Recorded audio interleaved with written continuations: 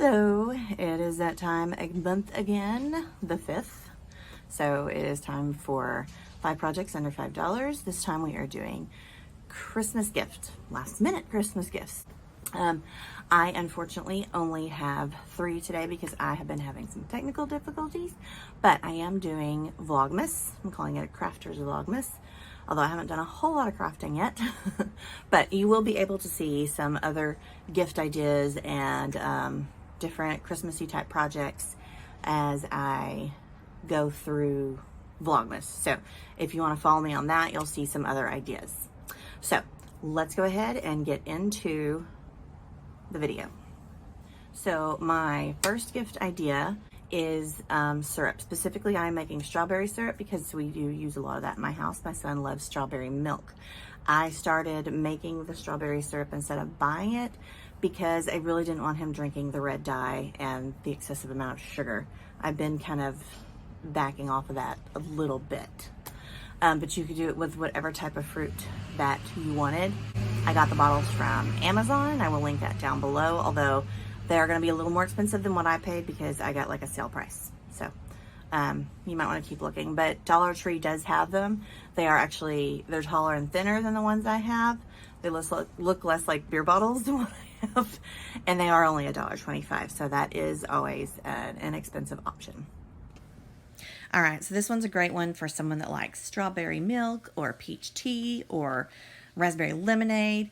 And what you're hearing in the background is actually my son enjoying strawberry milk made with this very syrup. So I have about 3 cups of frozen strawberries, 2 cups of water. I brought it all to a boil. I mushed it up really well, and then I let it boil for a little bit longer just to get as much flavor as possible, and strained it into a large bowl. Using this type of strainer, you're still going to get some seeds, but that really doesn't bother me or him, as you can hear. Okay, so I'm just going to try and get as much of that juice out as possible. I don't think technically it's juice, but we're just going to call it juice. Anyway, so getting as much out as possible, and then I am going to put it back into the pan. I am adding 2/3 cup of just regular sugar. You can add whatever kind of sweetener you want, honey, maple, whatever. Just know that that's going to affect the flavor a little bit. Obviously, you can use a sugar substitute. It is going to taste excessively sweet, but remember that you are adding this to tea or milk or something. I did let it sit on the heat for a little while with the sugar and stirred it, and then I just funneled it into a bottle. I added a cute little what is that label? I added a cute little label, and there you have it. All right, gift idea number 2. This is something that I actually do frequently give to people. This would be a really good idea for teachers, doctors, people that maybe you don't know all that well, and that is gift tags, handmade gift tags. Everybody needs gift tags at this time of the year, and go ahead and give them to them, you know, a little early so that they have time to get their Christmas presents for this year wrapped. And like I said, it really doesn't matter if you know them that well or not, because, you know, unless they don't celebrate Christmas, but you know, they are going to use gift tags. And I'm just showing you one example, and then I show you a couple of other ones. But you know, there's tons of different ways you can do it, and you don't need a Cricut. You really don't need anything special at all. This is just, you know, how I like to do them. And it is very, very inexpensive to do. Okay, so here I'm just letting the Cricut do its thing. I did draw and cut reindeer. I have the project in my Cricut design space, so you'll be able to find that. And I did get a lot of coloring done off screen. Technical difficulties, things just weren't working out for me. So one option, and I do have this available for you in the Cricut design space, is that you can cut out the same shape, reverse, put to and from on it, glue them together, and there's your gift tag. Just poke a hole in it and you're done. That's not what I ended up doing. Okay, so I'm using the Tri-Blend Spectrum Noir markers. This one is antique pink. And so what you want to do is completely saturate the area with the lightest color.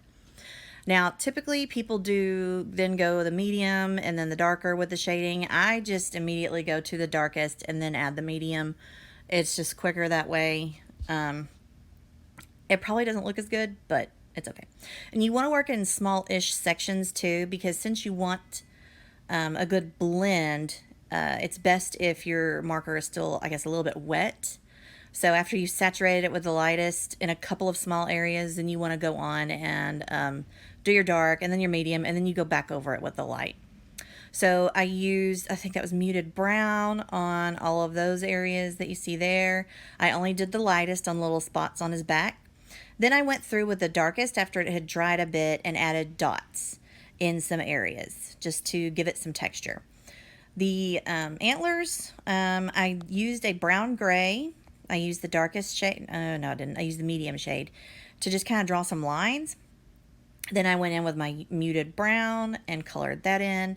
And so what I was going for here, and then I go in with the darkest and kind of do some lines too. I wasn't so much going for shading as I was, like with the dots, I kind of wanted some texture. And they turned out pretty cute. So then I had the Cricut cut out a gift tag for me and went ahead and had the Cricut do the writing, the to and from. And that is also with the project in Cricut Design Space. And then I used some pop-up dots to put the deer on the front and just added some twine. So then you'll take your bundle, you'll make, I would say at least 6, and just bundle them, package them however you want, make it look cute. So I want to show you some other options. Like this one, I used stamp and embossing powder and then colored in a little bit. And then this next one is also a Cricut project, and I just thought this one is just so pretty. Another option is to give people cards, and this is something you don't want to wait last minute for. If you're going to give people cards, you need to do it fairly early. This is the 5 Under 5 DIY Challenge, last minute gift ideas this time. As always, it's hosted by Emily from Farm Charm Chic and Missy from the Crafty Cove. This month's guest is Elizabeth from Southern Gmore Gals. I will link all their channels and the playlist below. Be sure to check out everybody else. Okay, my third and unfortunately final one for this video is a keychain. Now this would be good for someone who has just recently started driving, or somebody who maybe is just moving into a new house, or really anybody, and you can personalize it to that person. I kind of made this one really, wow, that's loud. There's some construction going on in my neighborhood. I made this one with my daughters and husband in mind, and I really am thrilled with the way that this one turned out. Alrighty, this is Cricut faux leather, but you can get it from Hobby Lobby as well. It comes in rolls.